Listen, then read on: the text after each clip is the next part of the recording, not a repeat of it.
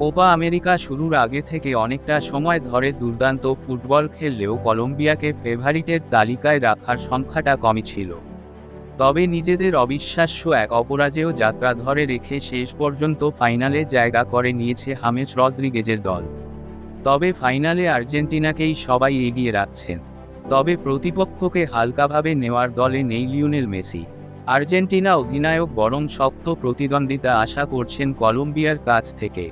প্রায় 2 বছর ধরে হারতেই ভুলে গেছে কলম্বিয়া।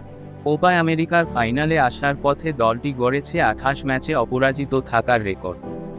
আসরে যেভাবে খেলছে দলটি, তাতে দেখা মিলছে দারুণ এক আত্মবিশ্বাসের ছাপ যা তাদের হার না মানা মানসিকতা ফুটিয়ে তুলছে। ব্রাজিলকে বিদায় করে সেমিফাইনাল খেলা উরুগুয়ের বিপক্ষে দ্বিতীয়ার্ধের পুরোটা 10 জন নিয়ে খেলেও বিজয়ীর বেশেই মাঠ ছেড়েছে কলম্বিয়া। দলটির প্রাণ হয়ে আছেন অধিনায়ক হামেস, যিনি ভালোভাবেই আছেন টুর্নামেন্টের সেরা খেলোয়াড় হওয়ার দৌড়ে। ফক্স স্পোর্টস আর্জেন্টিনাকে দেওয়া সাক্ষাৎকারে তাই ফাইনালের প্রতিপক্ষদের নিয়ে সমীহ প্রকাশ করেছেন মেসি। তিনি বলেন, আমরা উরুগুয়ে ও কলম্বিয়ার ম্যাচটা দেখেছি। আমরা জানতাম যে ফাইনালে যে দলই আসুক তারা কঠিন প্রতিপক্ষই হবে। কলম্বিয়া অনেক দিন ধরে হারেনি। এটা এমন একটা দল যে দলে খুব ভালো কিছু খেলোয়াড় রয়েছে, পাশাপাশি খুব লড়াকু মানসিকতারও। আক্রমণে তাদের দ্রুতগতির এবং গতিশীল খেলোয়াড় রয়েছে। অপরাজিত থেকে ফাইনালে এসেছে আর্জেন্টিনাও। শেষ 8-এ ইকুয়েডরের বিপক্ষে ম্যাচ বাদে অন্যগুলোতে চেনা ছন্দেই দেখা গেছে লিওনেল স্কালোনির দলকে। লাউতারো মার্তিনেস, হুলিয়ান আলভারেজরা আছেন ফর্মে।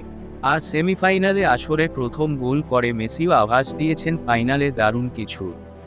সোমবারের ফাইনালে তাই ফেভারিট হিসেবেই মাঠে নামবে ডিফেন্ডিং চ্যাম্পিয়নরা। মেসি অবশ্য এসব বিষয় নিয়ে খুব বেশি না ভেবে মাঠে সেরাটা দেওয়ার দিকেই মনোযোগী বেশি। তিনি আরও বলেন, সবচেয়ে বড় কথা, এটা একটা ফাইনাল। ফাইনাল সবসময় ভিন্ন একটা ম্যাচ। তবে আমরা ভালো করছি, আমরা শান্ত আছি।